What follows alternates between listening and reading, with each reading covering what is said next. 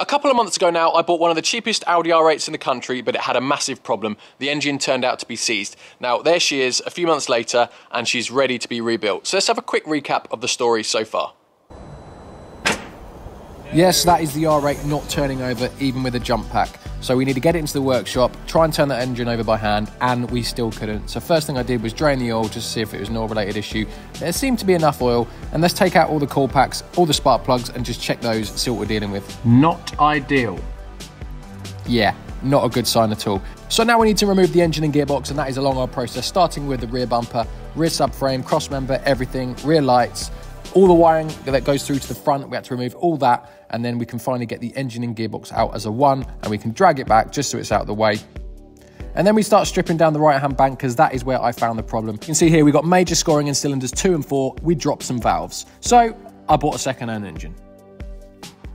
Now, if you want to see the story so far in a bit more detail, just click in the top right hand corner and go and watch the videos up to date. Now, my parts are finally in from Audi and we are ready to start rebuilding the engine, but straight away I had a massive problem. So once I stripped down my used second-hand engine, I sent away all the parts to it to be not reconditioned, but just checked over, the head skimmed, everything checked, valves rebuilt, just to make sure everything is good, because I only want to build this once. Now, these are all my parts, all clean, checked, heads done, everything all ready to go, but there was a problem with the crank. So here is the crank out of the second-hand engine that I'm rebuilding. Now, I actually wasn't going to send this away because it looked fine to me. There was no scoring, and also I can just blow the oil lines up myself and clean it. So I wasn't actually going to send it, but it is a good job I did because there is a problem with it. Now, if we look here, the journals on the conrods, 53.9 and 53.9 on this one as well. And on the bottom one, 53.9. But if we look on this journal, 53.4. So that journal has been ground down 1/2 mil, and undersized bearings have been fitted to pistons 2 and 6. So if I'd have gone ahead and just fitted the normal bearings that I've got from Audi, that would have been rattling. So it's a good thing I got that checked in the end, because that would have been awful, fitting everything together and then it just rattling like that. So we have an option. We can either fit undersized bearings, which were quite hard to get hold of, I think, or we can take the crank out of the old engine, hope that is okay and hasn't been ground down, and use that instead. Now, because I have a crank that I think is okay, I would rather just use that crank that hasn't been ground down, and I can fit proper normal bearings to it all, and it's all pretty much like factory. So yeah, that's what I did. So yes, that means I'm now about to completely split this engine down just to get the crank out, so we can make sure that that is a standard crank, not been messed around with, so we can use that for our rebuild. That, don't get me wrong, it's a massive pain in the arse, but for peace of mind, I'd rather just the crank that's factory, and we know that all our bearings, the crank, everything's fine and equal. So it is a massive pain in the arse, but I'm gonna do it. So I didn't want to strip the old engine until I had the new one ready to go, but needs must, and we have to now strip this old one all the way down to get the crank out. Again, long old process, stripping it down to its bare bones. Started off by taking the gearbox off, all the wiring off the engine, all the ancillaries that I'll need at a later date. Flywheel, clutch, everything had to come off. I managed to not have to remove the other cylinder head, just had to remove the timing chain cover and the timing chains to get that big rear cover off, so then we could take all the timing chains off, and yeah, you know the rest. We've done it before.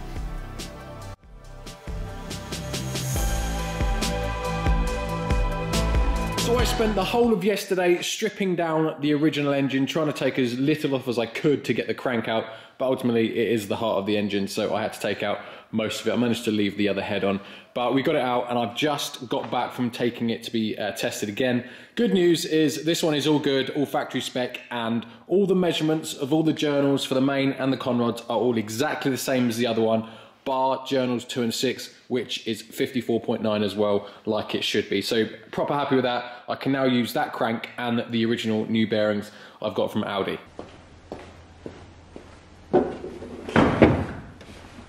And in this box here, I have 2.5 grams worth of parts that we are going to be fitting to rebuild it.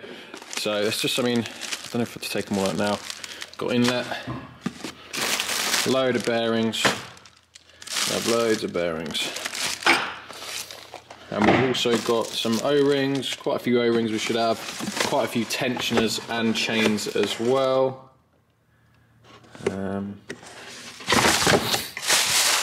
I mean, we'll have a look at a bit more detail in a moment, but they should just be tensioners, guides here as well. More bearings, head gaskets. I mean, we'll go through the box as and when we need them. But yeah, loads of parts all ready to go for the new engine. So here is where everything's sat ever since I stripped the engine down. So obviously we've got my degreaser over there. Now here we've got the parts that I took off the old engine that need to go onto the new engine. I would ideally have liked to have done it like just move from one to the other. But because obviously I had to strip the engine yesterday, I had to put bits here. So I've just laid a nice little pile here of things that need to go onto the engine once it's rebuilt. And here is our parts that we're going to be using to rebuild the engine. Some of which will be replaced, like obviously the change in tensions and bearings and stuff, and head bolts, which I've already mentioned. The rest of the bits need to be cleaned in my parts cleaner I've got over there. And yeah. And for those of you who want to know, I will be using Elsa Win as a guide to repair the engine. I mean, there's loads of places where sealant can and cannot go. There's certain O-rings that may be missing. So just to make sure I get everything right and don't miss anything, I will be following Elsa Win's rebuild instructions. So I'm just going to head back outside and get all the bits that have been to the engine shop to be checked and cleaned. So we're going to start, obviously, I'm going to leave the heads in the bags because we won't need them today. So I don't want to get any dust in or anything in them, so I'll leave them in the bags, but we will be stripping the crankcase down and the second or the upper sump as well. So let's just get that unraveled, clean it up with a rag, and yeah, let's get ready to start putting this thing together. Oh, just look how much better this looks when it's all been properly cleaned, all nice and shiny, almost looks brand new. And look inside, looks beautiful. Perfect, spotless, and ready to be rebuilt. So the first thing we need to do is actually fit our piston underside cooling jets. Don't want to forget those because, yeah, not good. So we'll fit those in all four. So the engine shop put a light coating of like grease on this just to stop it from getting dirty or anything like that.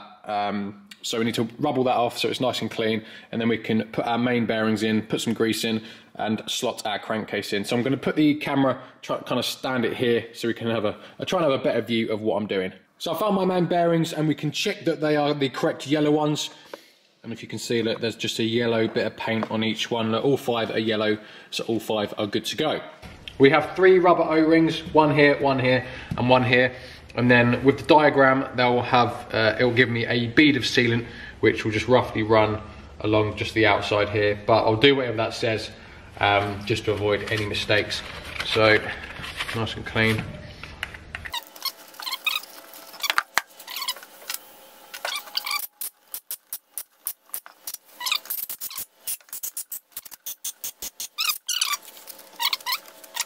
So as all the same, it doesn't matter which one goes where. So if we just slot them in, there's tabs. So I don't know if you'll be able to see it from here. I'll just show you quickly.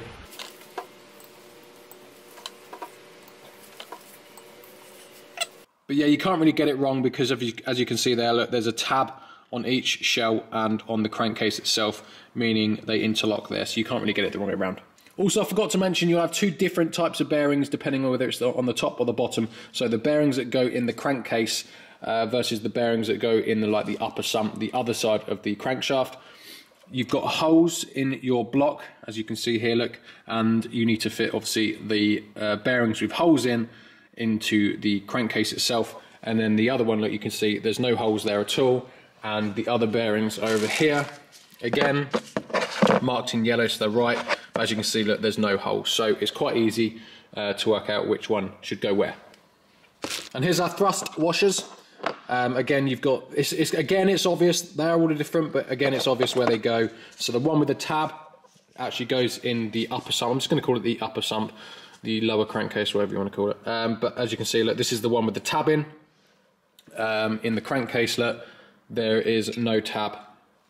And these little grooves here, the oil grooves, they must face outwards. But again, you can't do it wrong because there's no way for it to face inwards because the other side matches. So you can't actually put it the wrong way around. So again, they can all only go in one position. Right, so I've just blown out the airline, all my underside piston jets as well, so they are all clean. They're also all 4 are the same, so I'm just going to go fit them now.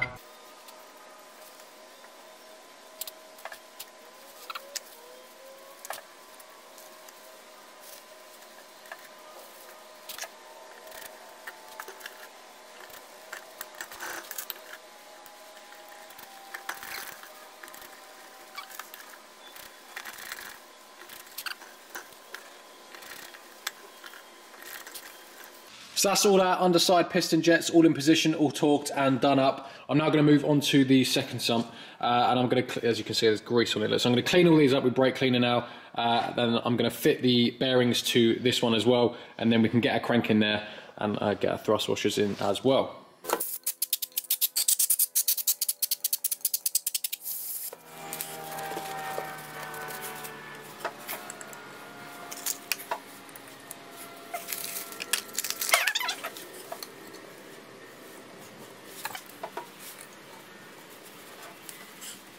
Now you want some engine assembly lube to put on all the underside of the bearings.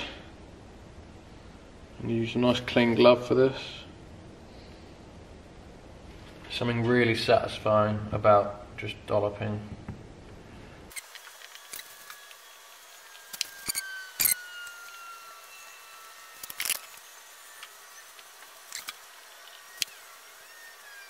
Like so. And with the thrust washers, it's always a good idea because they fall down really easy. So if I just put one here, look, it's quite hard to actually get them to sit there when you're fitting the crankcase. They do that. So just a bit of a tip, just to put some grease on the back of them, just so they stick to the block.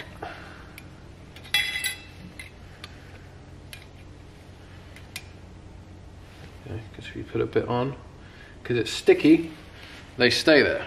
Right, I've just blown through the crank journals as well with an airline and just cleaned them up. So we are now ready to slot her in. Right, just check me washers haven't fallen down. Right.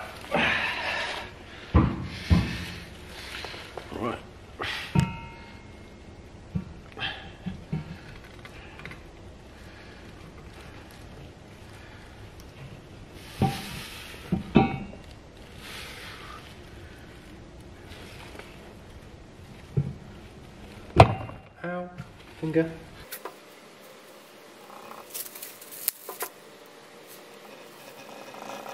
So there you go, there's our bead of sealant we've got to put around, and straight away it's already worth having a look, because if you can see there, number 4, there's a tiny little gasket that I needed to fit, which I forgot about from the last one, so found it in the bag, fit it in there. Perfect example why you should always follow instructions. But yeah, there's my line of sealant I've got to do.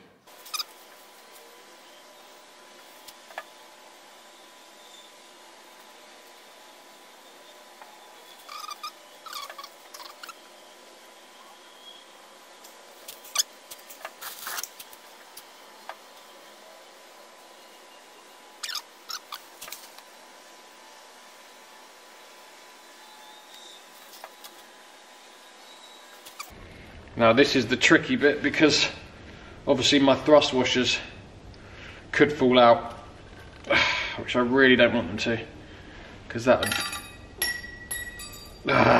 like that. Please don't fall out.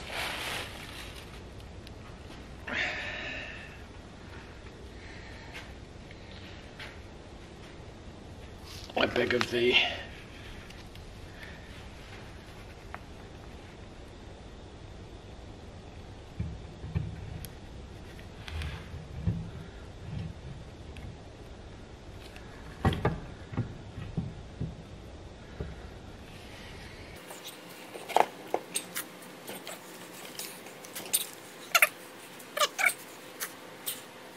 Right, I can see, yeah, we're good there. They didn't fall out the top, so that's good. Ooh, beautiful. Right, need to now do these bolts up.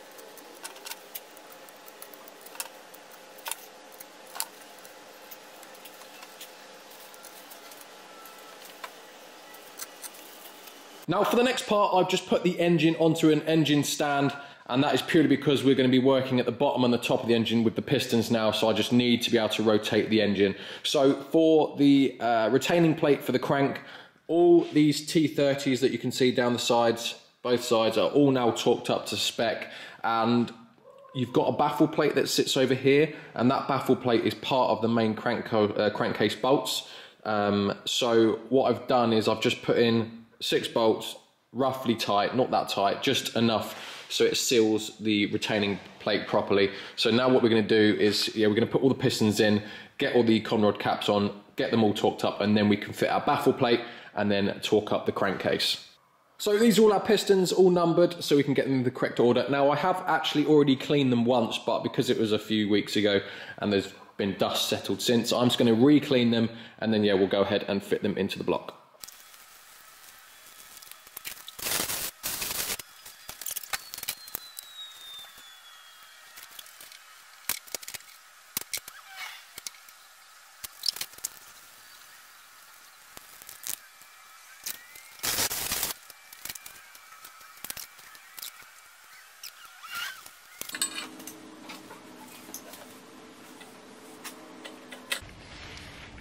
Right, we're going to start with cylinder 1. And again, I'm just going to put my hand down and just clean out any dirt there may be. All looking good. Now I'm just going to clean the underside of the conrod, just to make sure there's no grease or anything on that before we fit our bearing. We get our new bearings. And they go this side.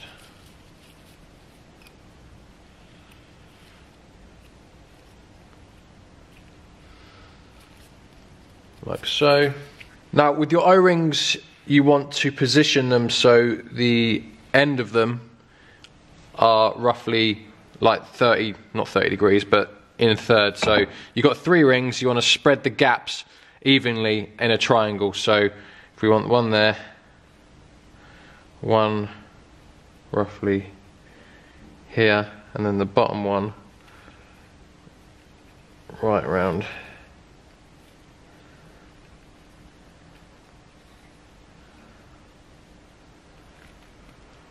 like that. So it's just like every third of the way around there is an end of the ring. So leave it like that, and then we need our piston clamp. But what I'll do first is just, I'm just going to coat this all in oil, just so it's nice and lubed up.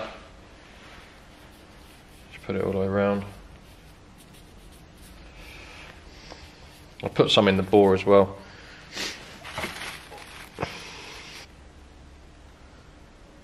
Get it over, like so.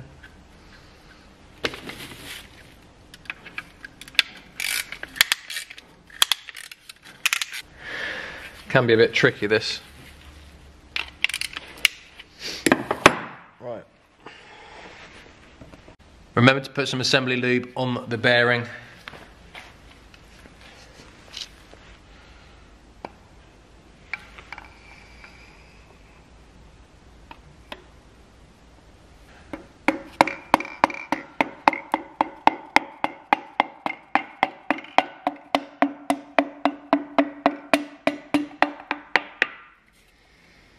Just rotate the crank and hold the piston in.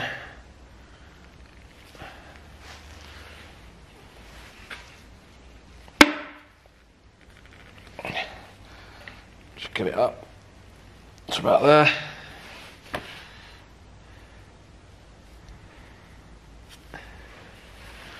And we've got the cap on. Then you just want to get your cap, again, bearing, paste. Make sure you get the cap the right way around. And I'm just going to nip them. I'm not going to do them up tight.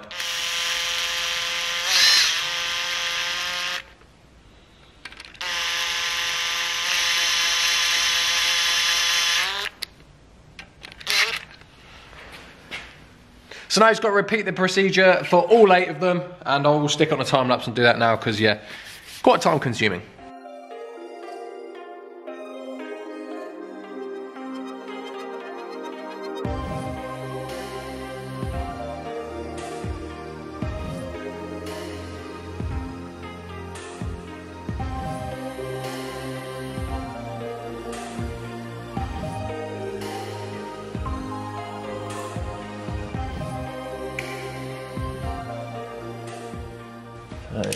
Nicely turns that 6 in. So I've got 6 of the pistons in so far. All nicely done like that. I'm just going to turn the engine over now. Just to check everything's the right way round, the pistons will actually have an arrow on the top of them. Now that you can't actually see the arrows because there's carbon build-up on the top of the pistons and the arrows are just not visible. But what you can see is from the diagram on the computer, it tells you, so on the piston here, you can see bigger divots here for the valves and smaller ones here. Now the bigger divots have to go towards the inside of the head. So the piston, I should have really showed you this on when it was upside down, but the piston, bloody hell, let me show you.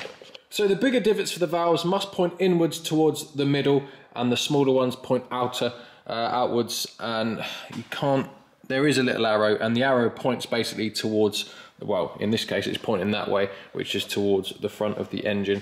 It's the same on the other side.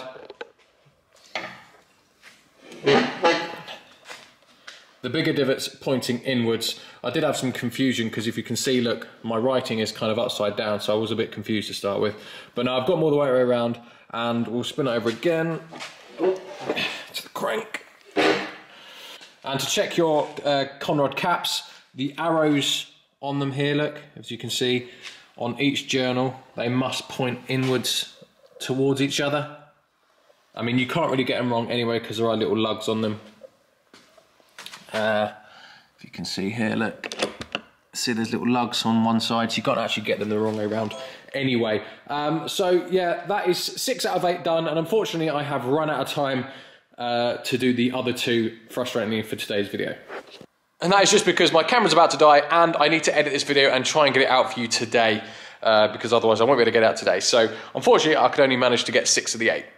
So I hope you liked the introduction to the R8 engine build. I've kind of gone a little bit more in depth, so therefore there'll be, in the next video, we'll jump straight back into it and possibly get the rest of the engine built, and then we can start sticking ancillaries on, etc. and finally get it into the car. So if you did enjoy this video, guys, and you haven't already subscribed, please do subscribe. And also follow me on Instagram at saving_salvage.